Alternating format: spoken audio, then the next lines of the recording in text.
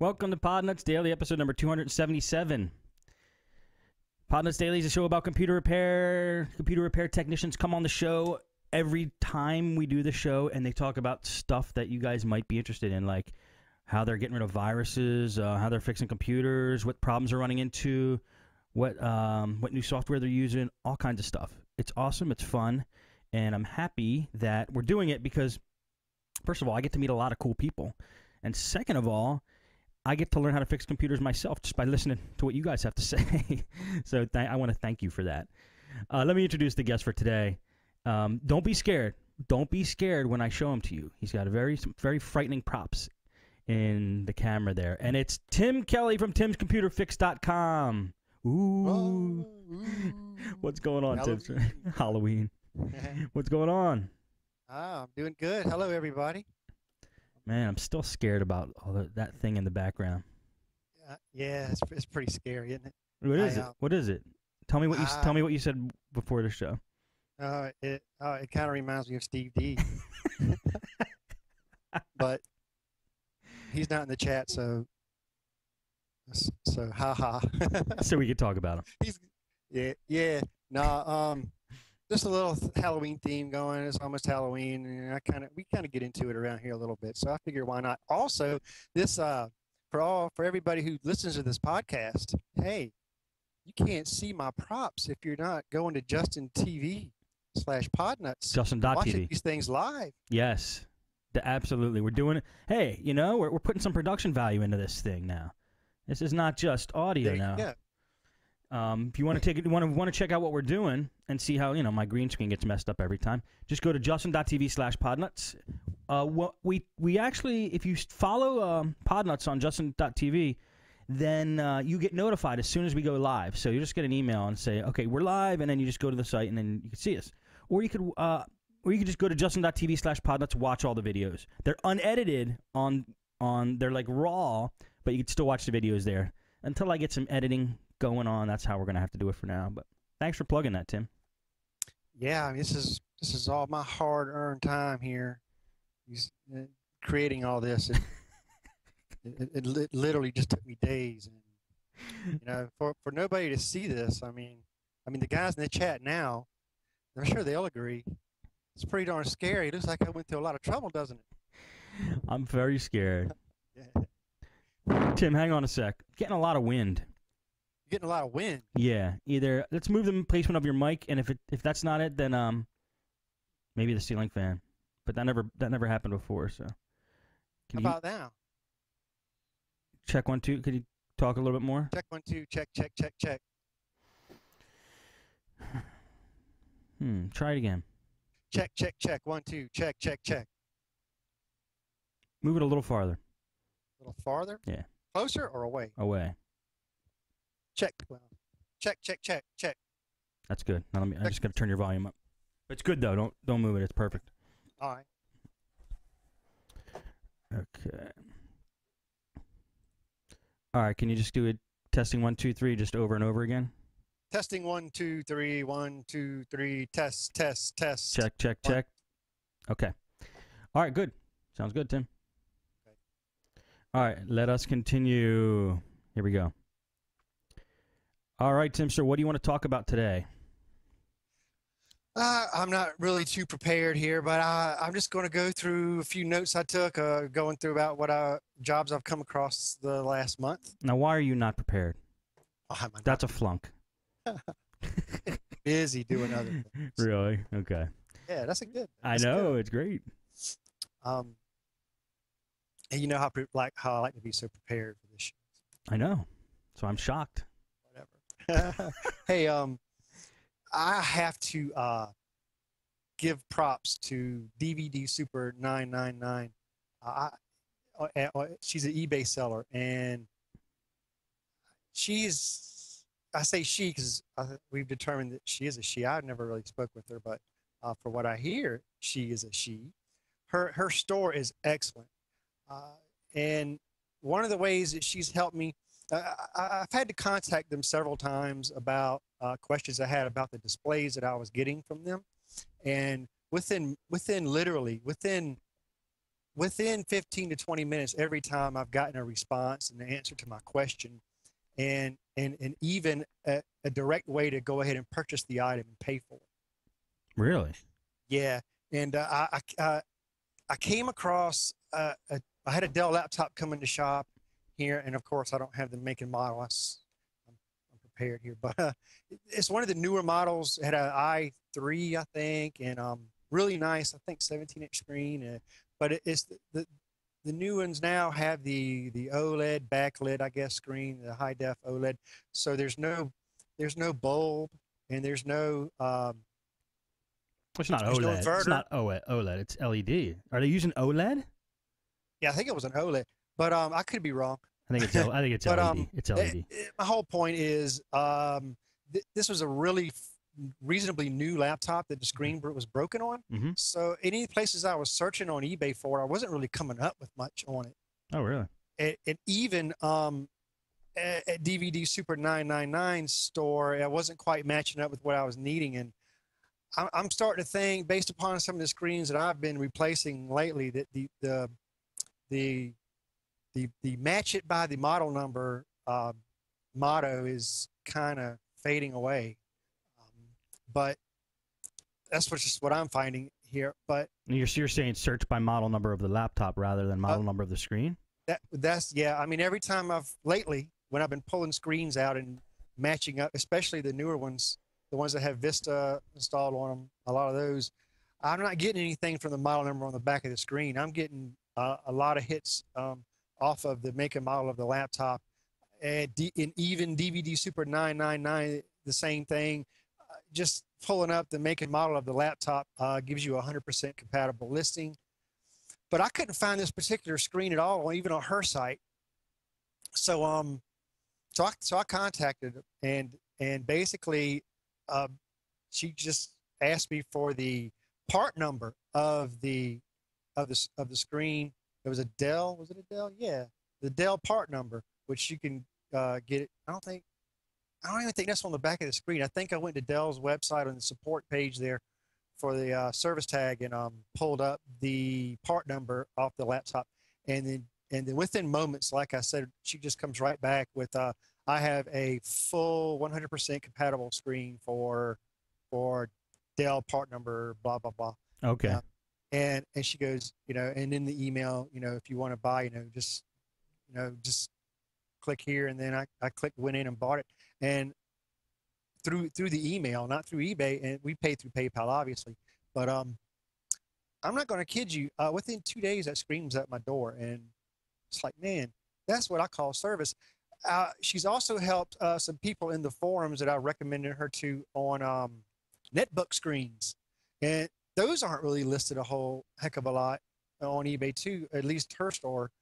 So they were having problems finding the netbook screen, and basically, I just told her, I said, contact them, and his issue was solved, the next day. So, wow. cool. I never knew how good customer service was for a DVD Super 999. When I first started recommending them, it was only because I never got a bad screen from them. I was just ordering screens for different laptops, and it wasn't. I never had to contact them for service, actually, so I didn't even know how good their service was. Maybe once I did. But I was just getting screens with no dead pixels every time, and they were nice, and they were working, and that's why I started recommending them like crazy, or them or her. Yeah. And then as you guys were using them, I get more and more feedback, and then sometimes you guys get in the wrong screen or whatever, and then I'm like, oh no, I should not have recommended. But they're like, no, she was super. The service was super, and it goes along with your story there. So I guess it's a good eBay seller, man. It's just solid. It's hard to find a good eBay seller these days. Yeah, comment. Being there and answering your emails, and I mean, she even encourages you to call her. She gives your phone number straight out. Call us if you need to call us. How's her English? Good. I never talked to her. I've always been through email, but she gives you the option to just to call. That's great. Call. That's great. Yeah, excellent, man. No doubt. I just have to recommend that eBay seller, DVD Super 999. Oh, she packages her screens excellent. Yes, that was another reason why I liked. I mean, just yep. And Never a broken one after screen. the other, you know, it's like perfect. Yeah. Um, Hey, man, before you continue, I just noticed on the video, I'm wearing Mike Motto's T-shirt for MFLSTCcomputer.com. If you guys just... you are? I'm wearing Mike Motto's T-shirt. Oh, yeah, check it out. Yeah, that's awesome. It's green. In real life, it's white and blue, but that's the way the green screens make it. It looks kind of cool, but thanks, Mike, for sending that to me. Just wanted to give him a plug there. All right. Great. I wouldn't mind having one. I want a Tim's Computer Fix T-shirt. Or Oh, shirt. is that right? Oh, yeah. You know what? I've been trying to find ways to kind of make my own T-shirts and all. Yeah. I don't know how that's going to work out, but probably not too good. I mean, there's so many places that do it. I can't give you like a good recommendation, but I just went to a sporting goods place and got mine made up. But I made them in bulk, so. Yeah, well, this is embroidered here. Right, that's awesome. So, yeah, but you know, I'm just experimenting with. You know, have you ever used it? I mean, I'm just wearing like regular, you know, T-shirt and use those printable iron-on things. You know, I don't know how well those work. I don't go for that stuff. Yeah, no, I mean it probably looks cheap and all, but I would just maybe throw in one on a T-shirt or something. But you know, some sites have print on demand, and you can order just one. I mean, it's not cheap, but you can order just one or two, and they'll print it up. And they don't do the iron-on things anymore. I think their technology's enough now that they can do a solid like a silk screen or whatever, or at least very close to that quality with just one order. So that's what Cafe Press at least is boasting. And that's a site you could use, but Cafe Press, they're charging too much money these days for me to actually set up a shop in there. I didn't know that was happening, and then you guys told me, and I'm like, okay, I won't use them. Still looking for alternatives, but there's definitely sites out there. All right, back to you. Yeah, I just was going to use an iron on a T-shirt just to lounge around the house with. Really not. Oh well, you're gonna do it for that. What the hell, you know? What the hell? Yeah. Oh, if there's anything good to say about Vista, and I know there's not much, I myself don't mind Vista. I mean, when it first came out, it was pretty horrible, but you know, with the service packs that came out, it got better. But people want to forget about Vista. Well, I can't forget about Vista because Vista comes into my shop. Yeah. So, you know, one thing I love about Vista that's different from XP is whenever, you know, you install the OEM software, you have an OEM disk. And did I lose you? No, I'm still here. Oh man, I got lightning going off here. Sorry. Ooh. Yeah. You know, like with the XP, when you install a fresh copy on a machine, like an OEM copy, like you got to wipe a hard drive and you have to install the OEM, and then you have to, you know, use driver packs or whatever your method is to get all the drivers and all that installed on there. Well, I just really like Vista because, I mean, out of the box, when you install Vista, it has the network drivers usually built right into them. It goes right on the internet, or even your wireless network. It has drivers built right into it. It'll, along with the Windows updates, it'll go out and it'll get all the drivers that it can find that you need for that particular laptop or computer. And it just takes, you know, one step out of it. You know, they may not be the latest drivers or what have you, but that's all right. That's a huge step to take out. That's the biggest pain in the butt. I mean, yeah, just hit this. It comes in all the optional updates. You know, you get all the important ones, but there's the optional setting, you know, that you go into. Usually gives you just your list of all the drivers that it sees that you need. Really? Yeah. And it even supports. I found out it even supports touch screens right out of the box. I mean, it's great. Vista, I know Windows 7 does, but Vista does too. And because I forget what it was there again. It was a HP entertainment PC. It's got the touch screen. It's got the screen you can flip all the way around, and it's got all these buttons and all around the screen bezel of the laptop, and it's just got tons of features. And Vista went out and got every single driver I needed for that, because it was going to be kind of a pain, but it turned out to be pretty easy thanks to Vista. Wow. I just had to say that because I just something that I didn't notice. Anything that takes less time is good. Yeah, hey, that's a first. You did say one of the things you love about Vista. You said you love Vista. I have it on tape. No, yeah.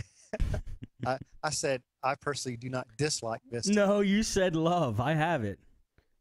No, yes, you did. I said love. I might have been going a little too far.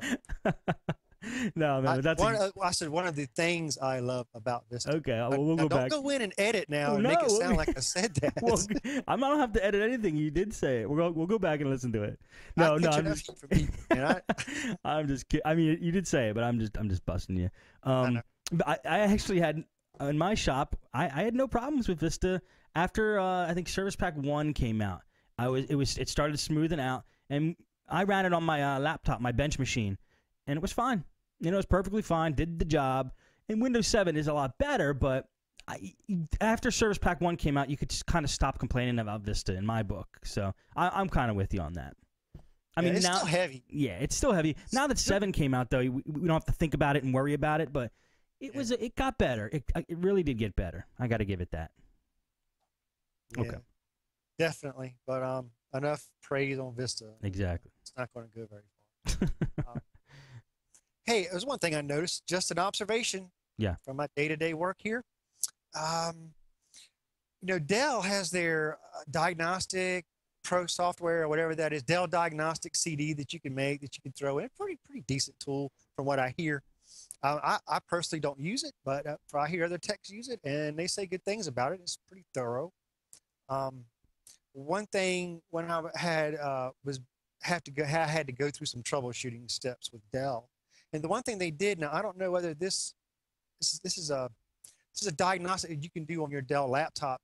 I don't know, how old of a laptop you can do this on, and I don't even have the make and model of the one that I was doing this on. But it had, it had a video chip problem, and the screen was checkerboard. Okay. But when I was on the phone with Dell support, trying to get through their fiasco, they had me do two things that kind of made me raise an eyebrow. And one was, look at my whiteboard here. They said with the laptop off, they said to hold down the FN key and power on the laptop and keep the FN key held. Okay. So I did that, and it took, I don't know, maybe 45 seconds after it booted, and I still didn't get a screen or whatever, but they still wanted to be sure that I was holding down the key, yes. And then after about a minute, I got 3 beeps, and so I told the person on the phone, I says, well, it beeped 3 times. Oh, well, good. Well, we know that the motherboard, we know that the post or whatever through the motherboard is okay. I don't know whatever that did, but whatever that meant, it was one way they tested to know that I guess it's going through some kind of post or something. So I just want to throw that out there. But then here's the other thing that I thought was kind of cool. With the laptop off, they wanted me to hold down the D key, D as in dog, and power on the laptop. And when I did that, now, let me tell you now, this screen wasn't coming on the laptop. I did get the external video to work, and it was checkerboard, but nothing never came up on the laptop screen. Well, when I held down the D key and pressed the power button, the screen started flashing solid, went through the color wheel, was flashing red, blue, green, yellow, white, red. I mean, the whole screen lit up and went through this color check. And I was like, whoa. And what that did right then there is proof that there was nothing wrong with the screen. Right. You mean when you powered it up before without holding D down, were you getting anything? Not even the BIOS? Not even BIOS? Nothing, no. Not even the Dell logo? Nope. You're kidding Nothing. me. At all. That's Nothing. wow. This is good because you would think that you have a bad screen at that point. Yeah, well, I did check with external video, and I saw that I did, but that was the first time I've ever seen that screen light up. Wow, I think that's important, man. Because even though you were getting checkerboard on the external, you knew the video chip was bad or whatever was going on there. Yeah, I mean, I did get a backlight. right? The screen lit, but not a darn thing on the screen. Not even BIOS? You sure?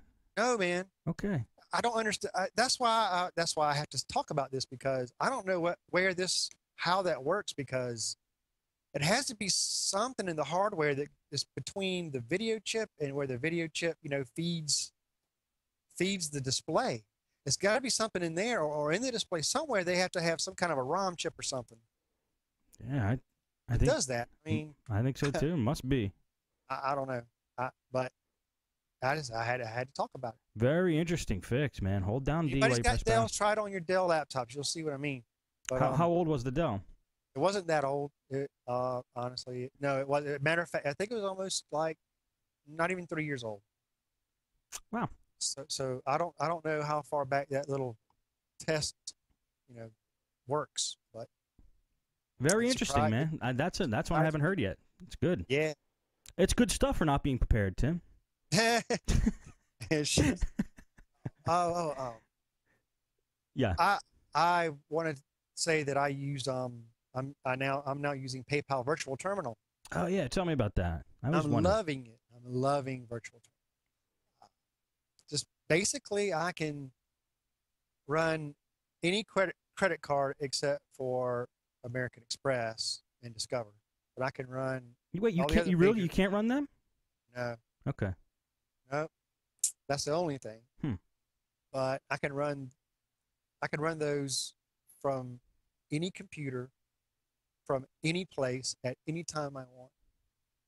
And that alone is great, but it's $30 a month, and then they can take their little small percentage off the top on each credit card that you. And don't ask me the percentage, because I'm not prepared. I think it's around 3.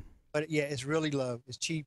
From what I hear and what I've been looking around, it's a lot cheaper than using these other point of sale companies that with the card reader and what they charge. But and what's so great about it also is, you don't have to fill out a bunch of stuff. You just I log right into my virtual terminal account, and put in my password, and then I'm in the account. I go to virtual terminal, and then all I have to do is type what type of credit card, the credit card number, and the expiration date, and the little security code, and that's it. I don't have to do nothing else. It does give me a space to fill into, so it'll show up on the credit card statement of what it is or what have you. But that's it. Boom, and it goes right through. And I have all necessary means to give refunds in a moment's notice. Now, how does one get that virtual terminal? Virtual terminal. It's really kind of a stupid process, I think, but I guess it's something they have to do. But you basically you request it, and then from PayPal. You got to log into your PayPal account and do it from in there. Yes. Okay. It's an upgrade, is what they call it, and you have to. See, how does that work? Tim, do you need to have email you? They email you a form. Do you need to have a business PayPal account or? No. Okay. Nope. All right. So they email you a form. Right. Yeah, they email you a form, and from that point, you have to print the form out. You have to fill the form out, and then here's the kicker, Steve. You're gonna love this. Then you have to fax it to them. Oh my God. Why? There's no other option. You have to fax. And that was the hardest part to me. I was going, oh, dang. That's always the hardest part. So like, oh, you got to fax it? You have to fax it. That just ruined everything for me. Yeah, I mean, really. That was brutal. But I guess you got to do it because and I guess you got to do it because that you can't just do it over email because you got to sign it, right? Is that what it is? That's right. Okay. Yeah, you got to sign it, and you can't. I guess you have one of those electronic signatures, but no. Right. They want signature. They want both sheets. And you have to have a legitimate website.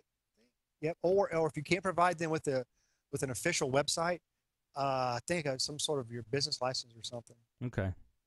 And they will do a credit check. Gotcha. And from that point, hey, it's all good. Cool, man. I'm glad that you like that.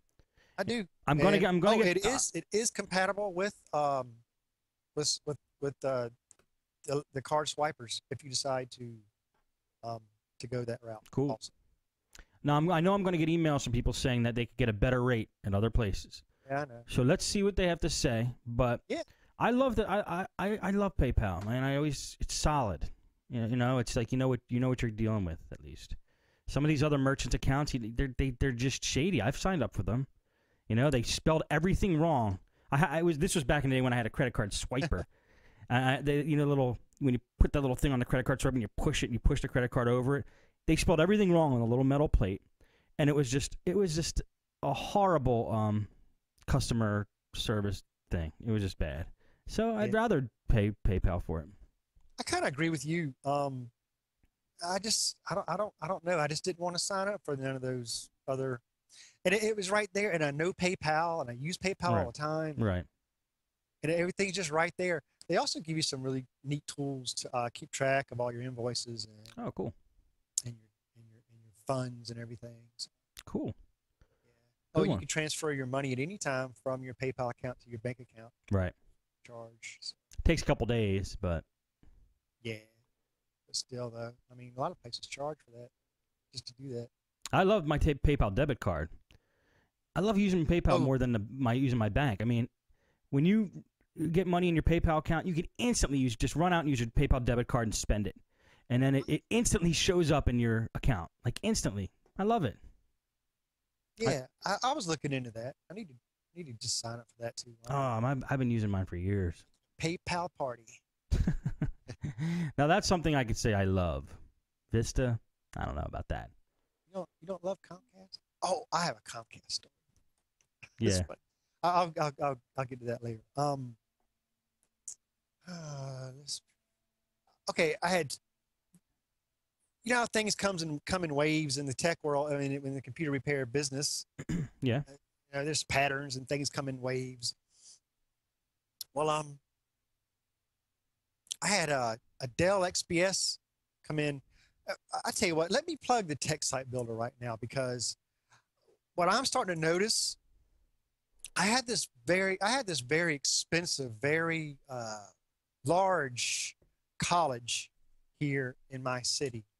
It's the Savannah College of Art and Design, and it's a very good college, and it costs a lot of money to go there, and they're very well rated and whatever. But the Tech Site Builder with Google AdWords. I guess it's really more Google AdWords than anything, but in conjunction with the Tech Site Builder that I use, I have been getting calls from the parents and from the students of this college.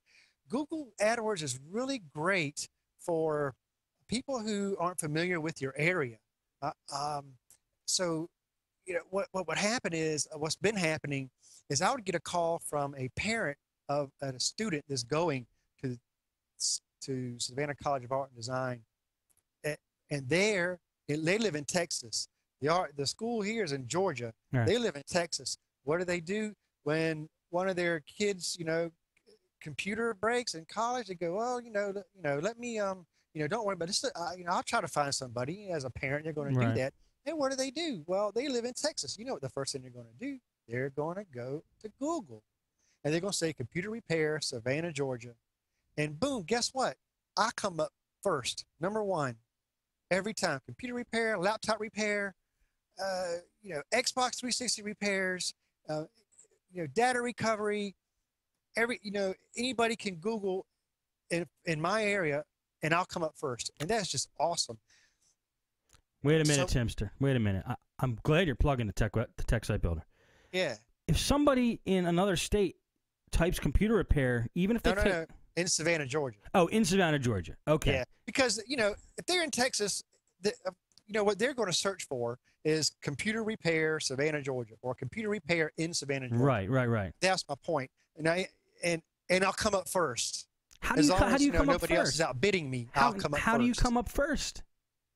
You can't. I don't see how AdWords would see. Do you have AdWords set to be local? No. Yes, but Doesn't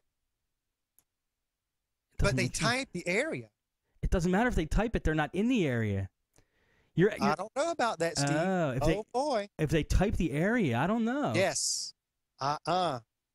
Weird. If they type Savannah, if they type in my city and state after any of my keywords, I come up in the ad first. I come up. Good. Oh, that's great. I think it's Yeah. great, but I'm just surprised because if somebody's from out of town, your ad technically should not show to them. But since they're typing in, Not right. If they just type computer repair, well, of course, it's going to come up for closest to their area. Tim, Because I'm just saying, in Google, in the settings, it says, show my ad within 20 miles of where I am. Yep. So it doesn't say unless they type in the name of the state and city. It doesn't say that. Right. So I'm surprised that it's doing that. That's what it's doing. Well, that's great. I've had several parents, students calling me that live in Florida, in Texas, and Alabama. And, I'm not advertising in those states. Right. And I don't have like tons of reviews up or anything Right. where it catches their eye or anything. And I asked them, how did you find me? Oh, Right. I Google. And I know what they're doing. They're typing in my location after the search, and I'm coming up, which is fine with me. Oh yeah, kidding? What's a zip code of where you're shopping? 31406. Try it. I bet you'll get me. You gonna try it? Yeah, I'm doing it right now. Computer repair, 31406. Oh, Yeah, you got it. You're at the top, number 1, Google AdWords. that's right. That's where I like to be. Sweetness. Google AdWords, TechSiteBuilder.com. TechSiteBuilder.com, guys. It will bring you business. There you go. Awesome, man. I love that. I love that. Yeah. Proof. Mm-hmm. But the laptop that they were calling about, what was it? It was a Dell XPS M1530. Aha, I had that one. So it was like, I guess, a 3 or 4 year old XPS, and just they thought they had a virus, didn't really know what was going on with it. Just wouldn't boot up. Got it back here at my shop, powered it on. Let's see what. Oh yeah, I did. When I picked the laptop up, I pointed out that the front left corner has some damage. So that's another good thing. The first thing you do when you pick up or you get a laptop is to check for damage. And if there's damage, point it out to the customer and say, do you know that this is, this is broke or this is chipped or this is cracked? Because the last thing you want them to do is leave and then blame you. And then when you give the computer back, they go, hey, what's this? Oh, it was like that whenever you brought it in. Oh, it was not. You don't want none of that. Good point. So, always check that and point it out. They said, oh yeah, it's been 2 years. It's been like that. It's like, okay, all right, just cool. So got it here on my bench and see what I do. Yeah, so I pull up my hard drive tools to check the hard drive, and the hard drive checks out. So I'm like, awesome.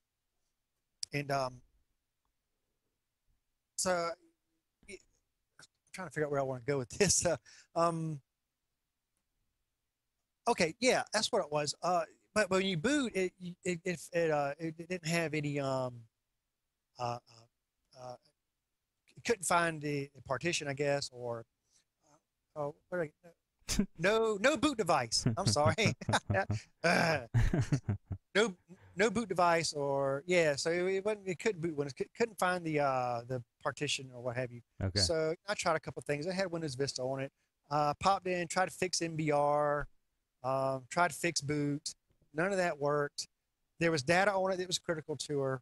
I was able to go in with Puppy Linux and pull off the data, thank God, and got that off of there. I did notice when Puppy Linux that the battery was recognized, but anyway, I usually, sometimes I'll just pull the battery out of the laptop anyway, but where are you going with this? This is getting interesting. I'm going, man. Come on, I don't know why you brought Work the battery. I don't know why you brought the battery into it. Let's see where this goes. So I installed with a fresh copy of Windows. Everything installed great. Everything went good. Didn't know why it crashed, but whatever. I'm fixing it now, and everything's loading up. It loaded up all the Windows drivers. It loaded up. I had everything going on it nicely, back up to par. Yeah, but when I first loaded Windows on, I did notice that it had the battery icon and it said charging, but it had like 1 bar on it. And the whole time I have been working on this laptop, that bar never went up. It said charging, but it never went up.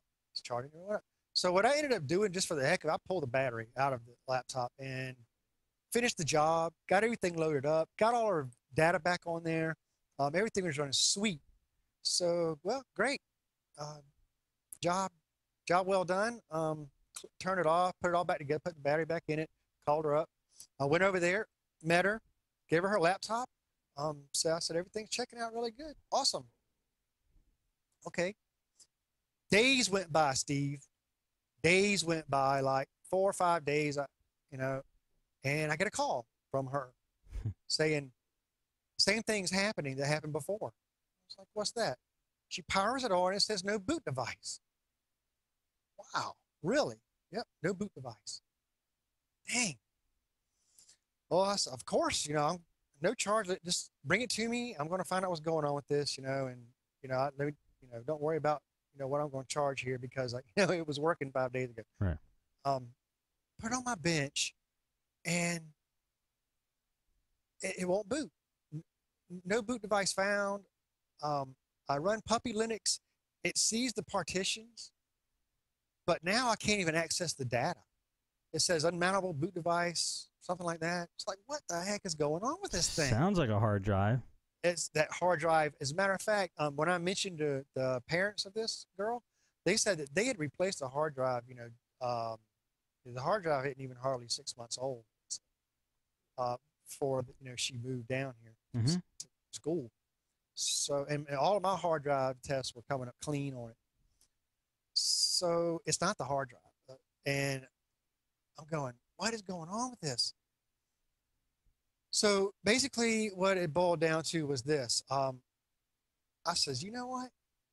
Because everything else checks out. There's just no answer to this. Something is destroying the boot record on this. And I came up with this battery thing, dirty power. I pulled that battery and reinstalled everything, and everything went wonderfully install and everything. And I redid everything all over again. And I gave it back to her without the battery. And I says, we're going to fly without the battery on this. And because they didn't want to replace the battery. Right. They said Dell or somebody had told them that, I don't know what they said, but forget the battery. And it's been, I don't even know how long now. 20 years. What's that? 20 years. Yeah, 20 years. Yeah. No, it's been over a couple of months. No problems. Yeah. So they're flying without the battery then. Yep. That's another one. That's another good one, man. I would have never thought that. Watch those battery issues, because I have another one. But now what do you say? Why do you say dirty power? Did you look up this? Dirty power. Just, I don't know. The way I see it is if there was some kind of short going on, if that battery was malfunctioning, and I've seen batteries do some really weird things, when they go bad, which I'm about to tell you about here about another one. Something's malfunctioning in the battery. So I could just figure some kind of, I don't know, I don't want to say short, but I want to say disturbance, or, anything to make the power go zzz, while it's right into the hard drive, and could easily, screw up, while it's writing. Right. And I mean, hey, what else could it be? The battery's out. The laptop's been working just great. Yeah, sounds like you got it. I got it. I know I got it. Cool. She said it would start to slow down first, then it would. Do you think the battery caused it to did something to the drive, and then once you pulled the battery out, was it still giving no bootable device, or you didn't try it with the battery out? Oh no, the boot record was okay. destroyed. Okay, gotcha. the boot record was, it couldn't even be mounted in Linux. Yeah, it's definitely a power problem. When I first got it, I got it to mount. Had the same symptoms though, no bootable device or something, Right. but I was able to it did, I was able to get into the file system and pull her data off. But this time Yeah. it was so bad that it wouldn't even mount the drive. You're lucky. I guess you're lucky you got that data off, man. Good job. Yeah. So check those batteries. It's just one of those things, because here's another one, and I swear these two computers came into my shop the same day. This is a Toshiba's. I don't have a make and model, but Sorry. this guy was complaining about his laptop just shutting off for no apparent reason.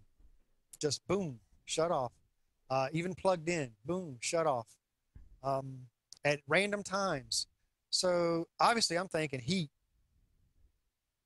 He's a smoker, the laptop hadn't been taken apart in a long time, or ever never been cleaned out or anything. So and every time I powered it on when it got in my shop, it would run for a little while and shut off, run for a little while, at random times. So I fully disassembled it. I cleaned the heat sink out. It was kind of, it was pretty darn dusty, and the fan was dusty, and so I thought I had it. I mean, I redid the thermal interface material on the CPU, put it all back together. You know what, Steve? This is another one where I do this all the time when a laptop. I don't know why I do it. I pull the battery. And keep it plugged in. But this whole time I was doing this, after I reassembled it, I kept the battery out of it, just because that's just what I do. And it wasn't shutting off. And I said, I got this. It was overheating.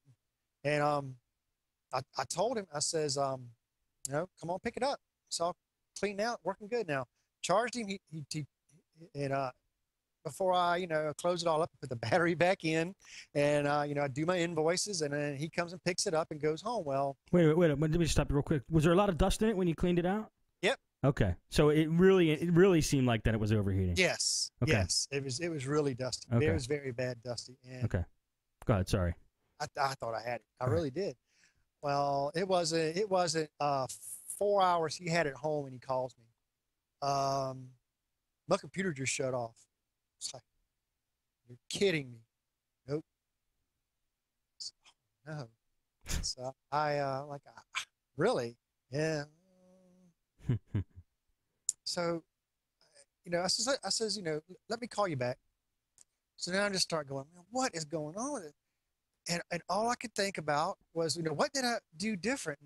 It's been sitting here on my bench, seriously, because I reinstalled the operating system on this thing too, and put it through the rigor stuff, and it actually almost physically ran 24 hours without no issues at all. Right.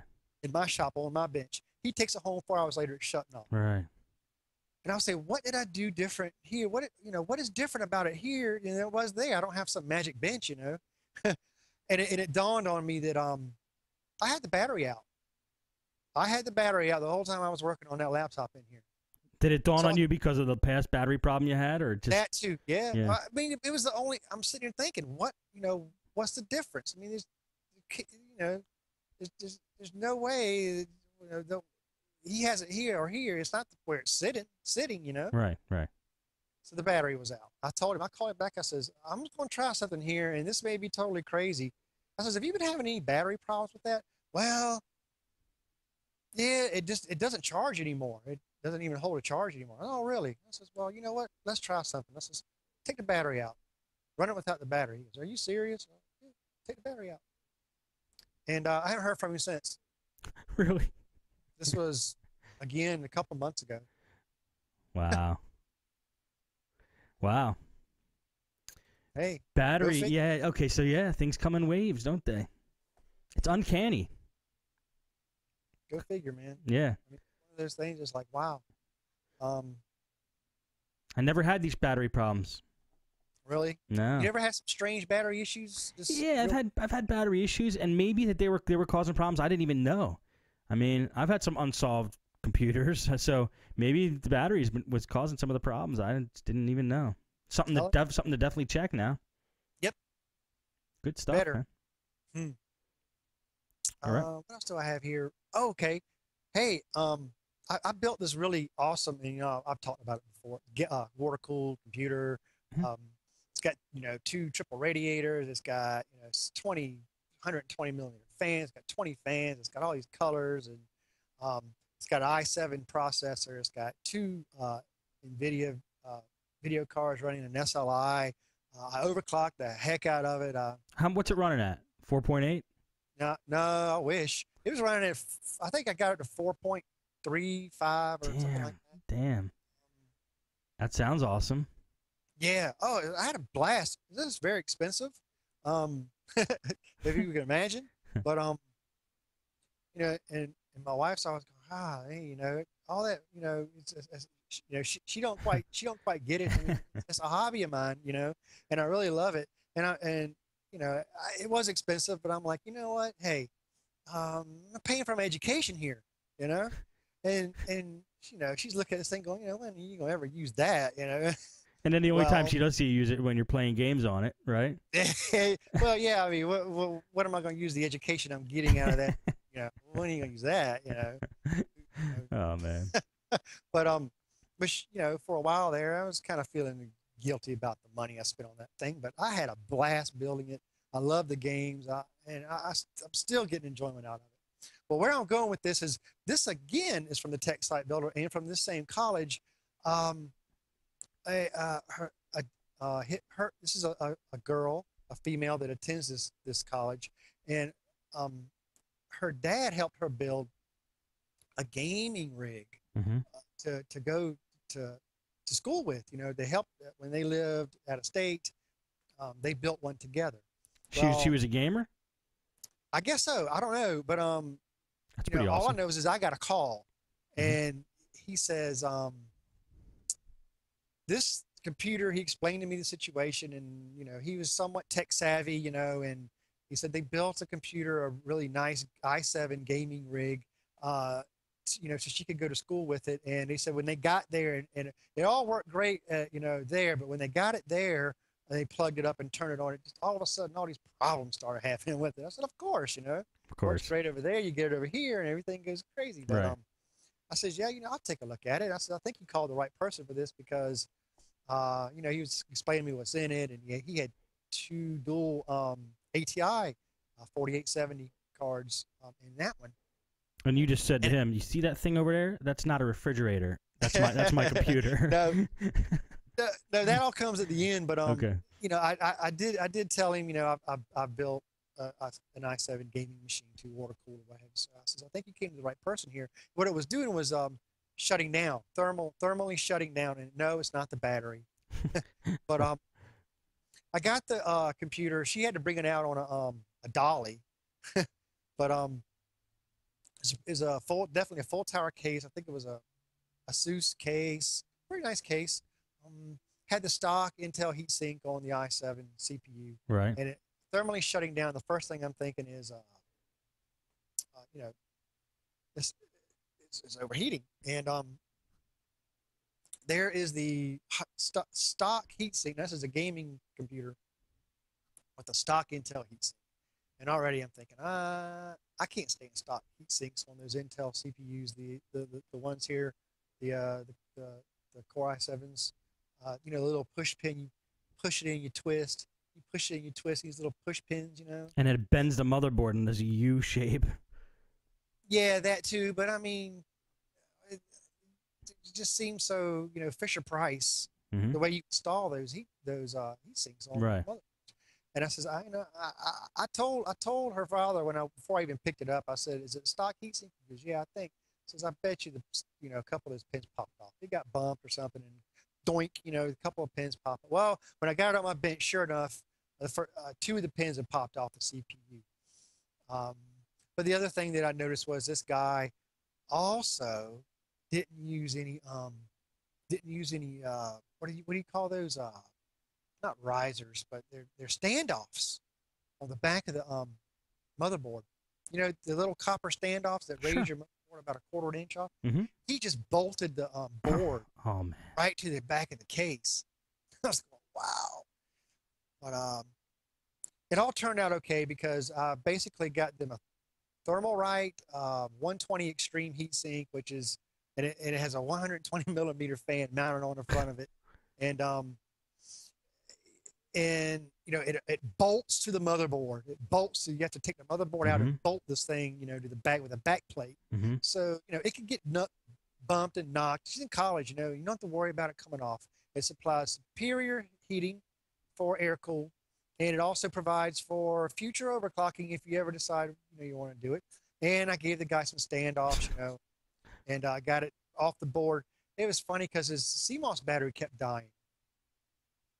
When I first powered it on, it said CMOS error, CMOS error. I was like, man. Pulled the CMOS, and sure enough, he said that's the second one they've replaced. Wow, really? And my thinking is the board was mashed up against the back of the case and it's causing some kind of discharge. Right, right. Battery. So that all worked out well, and I got paid nicely for that job, and it was a fun job, man. I loved it because I got to not overclock. I wanted to, but I wasn't going to. I got to stress test, the i7 and compare the temperatures. I love doing stuff like that. Compared to what at idle speeds versus 100% CPU load over long periods of time, and I got pushed her video cards along with that, and I made YouTube videos about it. Really? For them to look at. Yep. I just pulled out my Droid phone, and was just commenting on what I was doing because they were really into it, but they kind of missed it a little bit. So, yeah. Anyway, all the money and effort that I put into my i7 water-cooled computer, I knew exactly what I was getting into with this. Wasn't worried about it a bit. I jumped right in, knew exactly what I was doing. It was an Intel motherboard with ATI cards, but same concept. So, so you're still justifying you're buying that machine? Still justifying it. I just have to say, all the time and money I've spent into my water-cooled rig, I've actually used that education and knowledge to put it to use besides gaming. Yeah, that's great. That's great. Yep. Hell, I know when I wanted to speed up my machines, I still haven't yet and overclock them. Like, you were the first person I asked. So. Oh, yeah. Yeah. When are you going to overclock your i7, Steve? Don't know. Soon, I guess. I guess we will. I guess I will. Hey, there's a lot. You got a beast. You got a beast of a CPU. Which one? I have a 920 and an 860. Which one's better for overclocking? 920. The 920 you have. That's in the Hackintosh. All right. You know what? I just removed the Hackintosh from my rig. I'm using my iMac now, so that thing is going to it's ready to be opened up and operated on. So maybe I'll do some overclock. Well, I don't need to open up to overclock, do I? On that thing. No. I mean, you could just keep that same stock heatsink if you want. You're not going to get very far on overclocks with that stock heatsink. I don't know if I have the stock on that one. I do have a thermal or cooler master or something on. I think it's on the 860 actually. Yeah, I'll put a better heatsink on it. Yeah, it'll smoke, man. You'll be surprised how high clock speeds you can get on that. Really? Yeah. I don't know if I have the stock. I gotta look. You got me thinking now. Yeah, I know you'll get around to it definitely, because as soon as they start, these i7s are about to fade. I mean, they're fixing to come out with a new architecture here. I think at the beginning of the year, last I heard. So there's going to be a new architecture. Don't ask me details. Just something I heard. So, right, I got you. I got one more thing here. Is I'm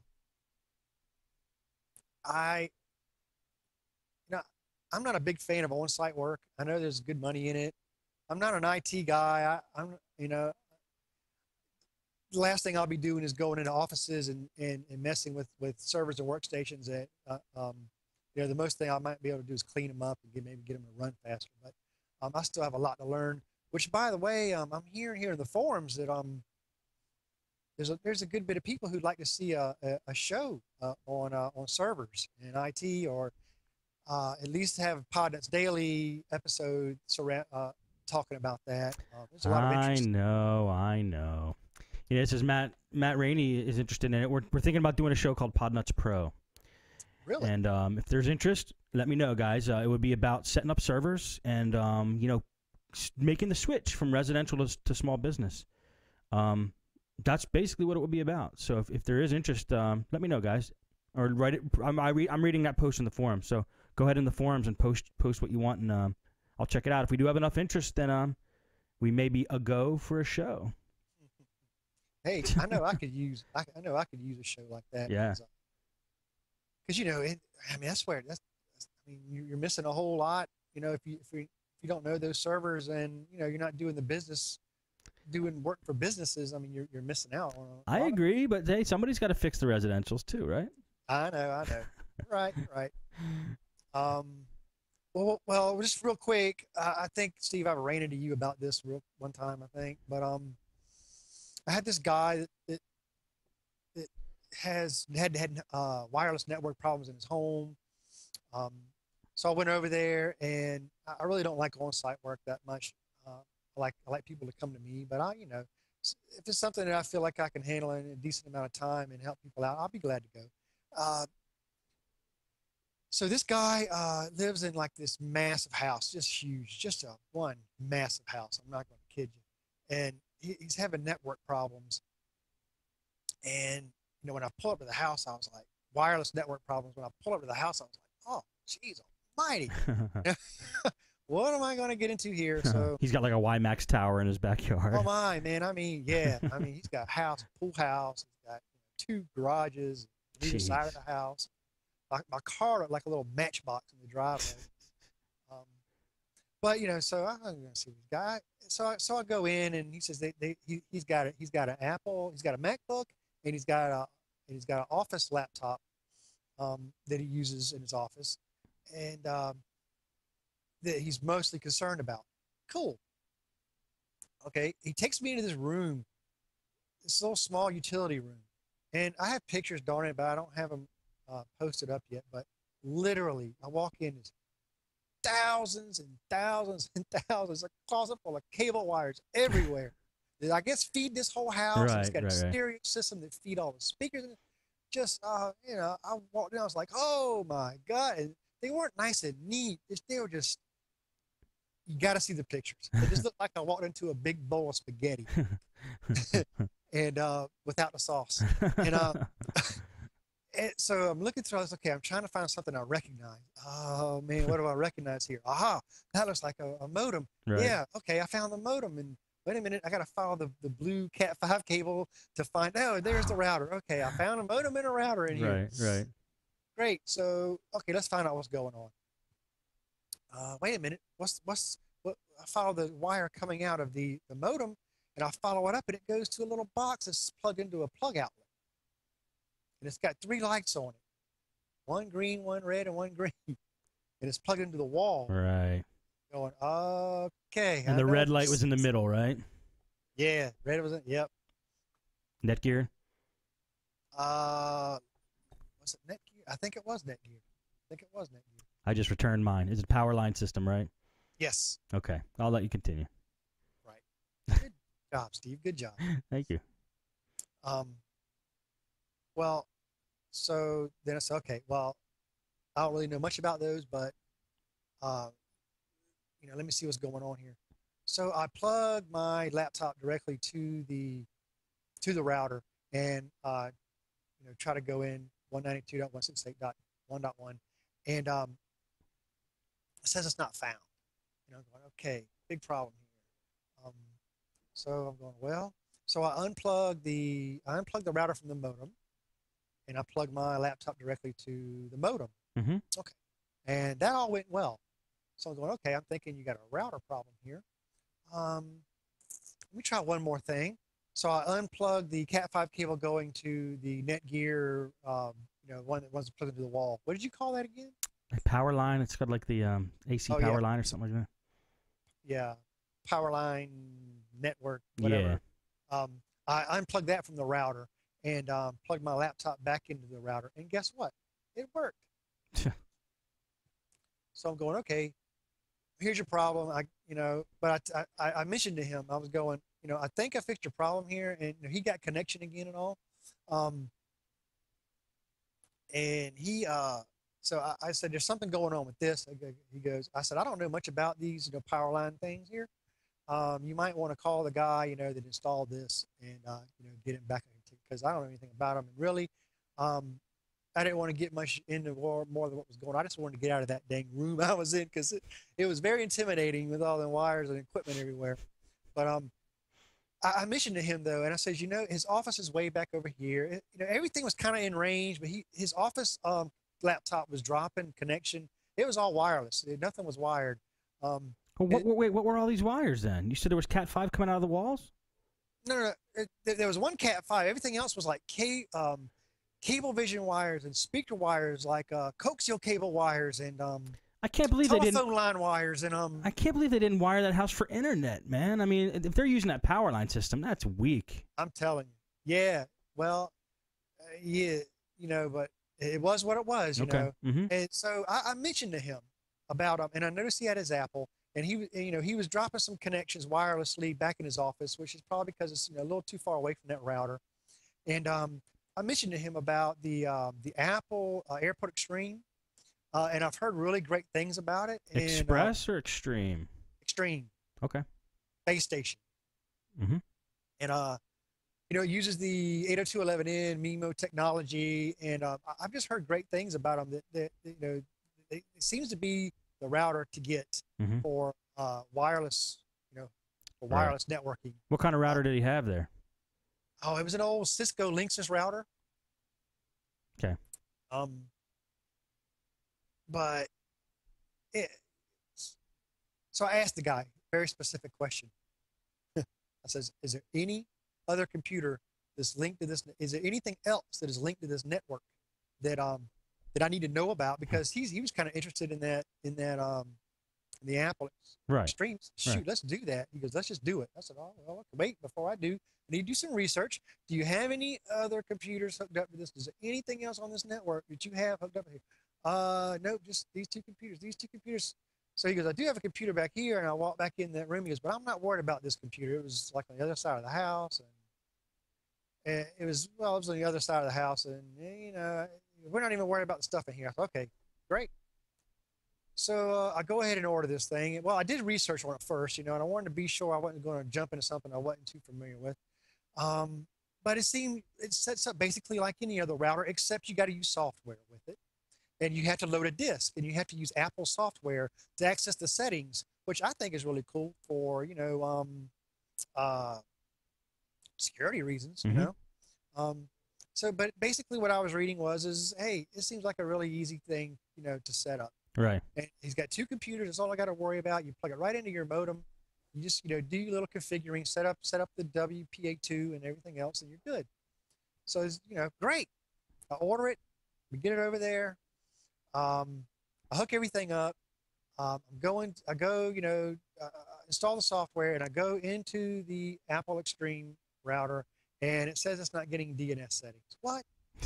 No DNS settings. What? Okay. By the way, I don't use Macs a lot, so I'm really unfamiliar with the Mac operating system. So I was kind of learning as I go there on OS X. Right. Man, I don't see how you use that. Man, everything's backwards. But trying to end this story here. What's going on? So I look back in the room with the wires, and I'm looking down at the modem, and there's only one light lit on the modem. There was 4 green lights. And, what's going on here? So I unplugged that. I plugged my laptop back directly up to the modem, and his modem died. Basically, right there while I was trying to set up the Apple Extreme. It was fine before, but now his modem's dead. So, okay, I got to get a new modem. So I run around, go get a modem. Died, no power at all? What's that? It died. There was no power at all to it? I mean, you'd plug it up, right? I reset the modem, right? I'd unplug it and plug it back in, and it goes through a little check, 1 light blinking, 2 lights blinking, 3 lights blinking, and then all the lights go out. It's like, dang, and my computer, wouldn't get internet access directly hooked to the modem. So his modem died, basically. So, this is great, So I go get the new modem, and I come back, and all that. I get the modem running again. I activate through Comcast. We get that settled. And I'm right there, and I'm looking, and I see the Apple Extreme all of a sudden get a green light, and knowing that means I started smiling, going, "Yeah, baby." And I go and I open up the laptop, and and I'm finally setting up the final configuration. Everything's being seen now, great. And he goes, "While I'm setting this up," he says, what about my printer? And I kind of stop for a second, and I kind of look up really slow, and I go, what printer? He says, oh, well, I got a printer that's hooked in through all this too. That, I need that, get that working. I was like, I didn't know anything about a printer. And he says, well, this guy's from New York, and he's fairly old, and well, what difference does it make? And I says, well, probably not much, but let me do this first. Well, famous last words. Oh. Everything hooked up great with he had his wireless. I did my job, that we talked about. I mean, all his computers are working. His network's working great. His wireless network's working beautiful. Mm-hmm. But this dang printer is an all-in-one HP. Wireless? And well, where he had it sitting was in the same room. He goes, we're not worried about nothing in there. It was sitting right next to a computer that was sitting in there. Right. And he says, not worried about anything in that room. Right. Coming to find out, it's all-in-one. He does his faxing, his scanning, and his printing, all from there wirelessly. and it's linked into his office computer and his Mac. And he says, yeah, all that was working. I was like, we cannot get the printer to the printer would claim it'd see the wireless, the Apple Extreme, but the Apple Extreme wouldn't list it. I went through a few troubleshooting things, but let's make a long story short here. Let me guess. The security. You should have had it set to TKIP. It was set to AES. No. Okay. I went through all that too, man. Okay. You switched them? Go ahead. You switched them up?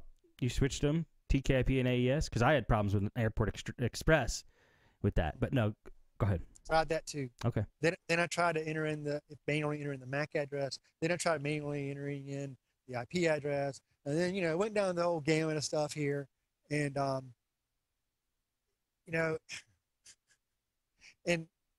the only other option would be the Airport Extreme has a USB port in the back of it that you can plug network printers up.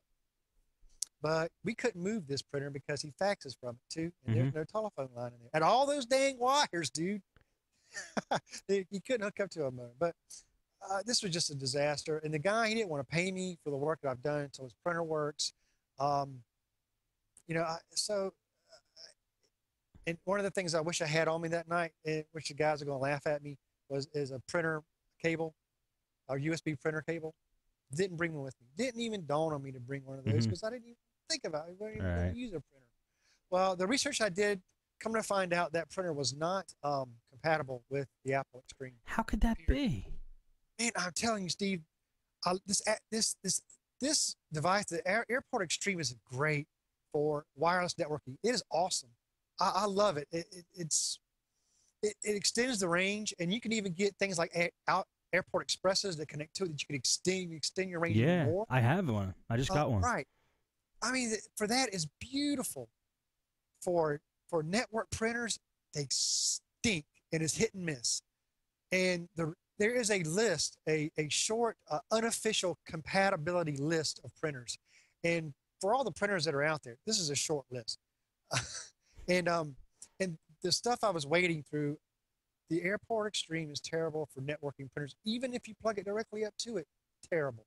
And it doesn't support multi-purpose printers at all, like scanning. Doesn't support it, period. Even if it's plugged into. So I got myself into a little bit of a pickle there with that.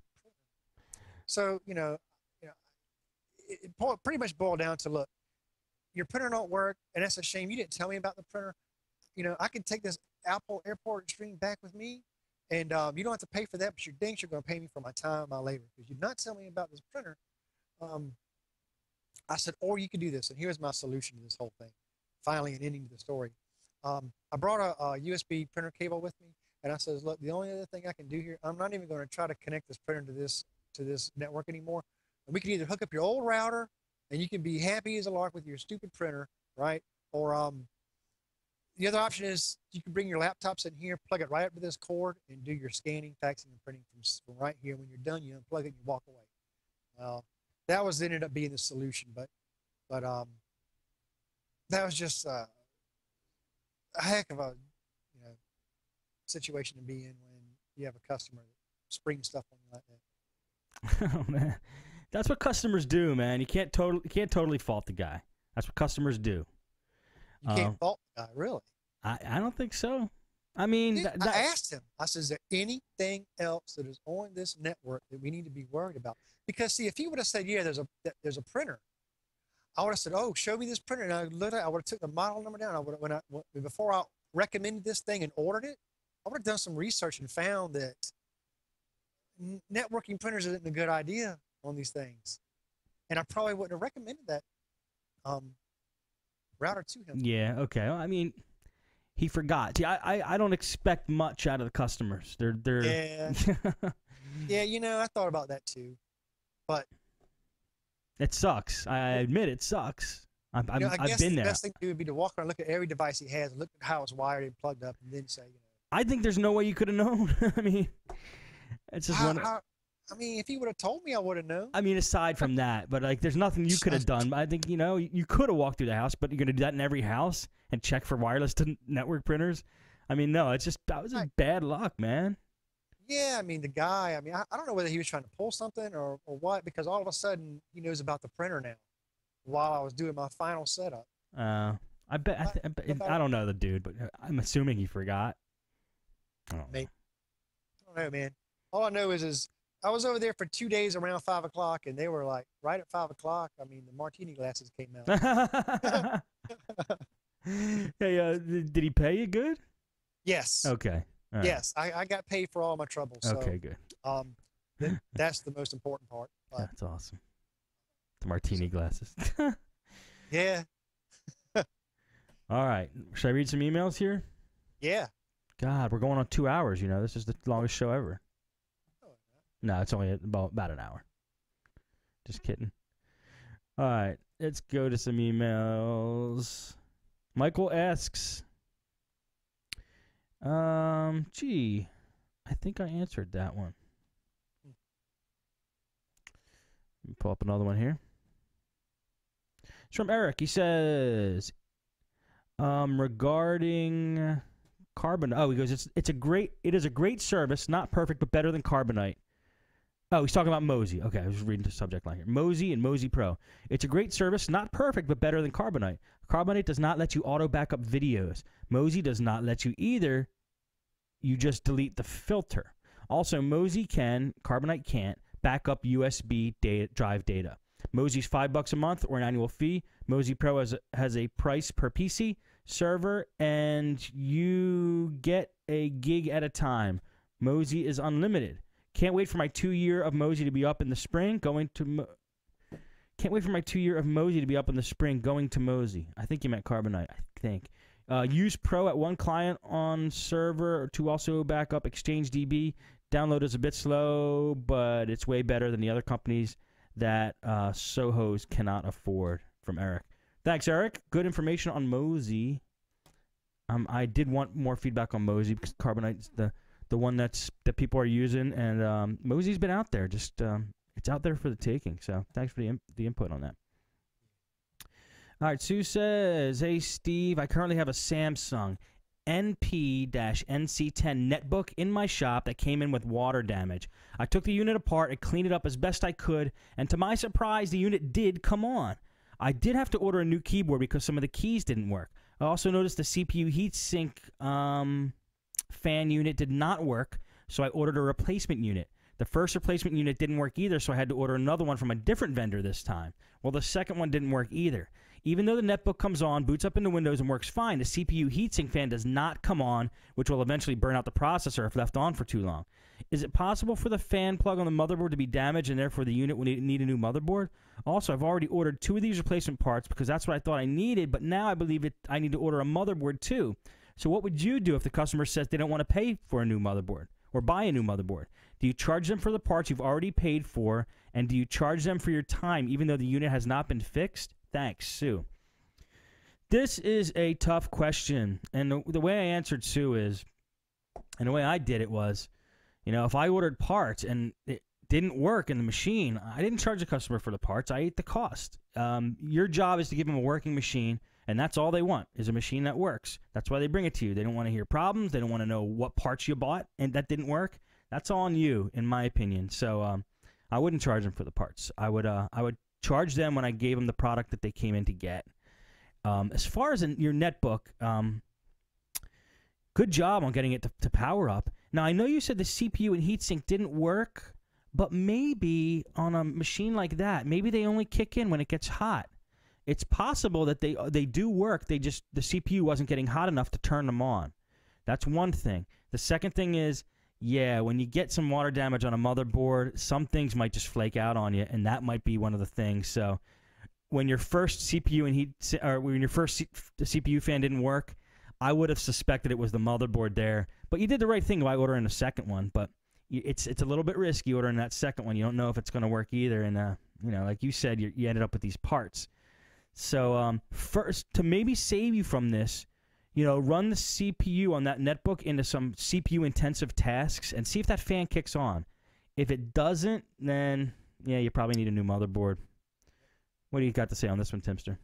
You could use a tool like Prime 95 to stress the CPU. You can use a tool that I like to use for multi-core CPUs, which is called Lynx, L-I-N-X.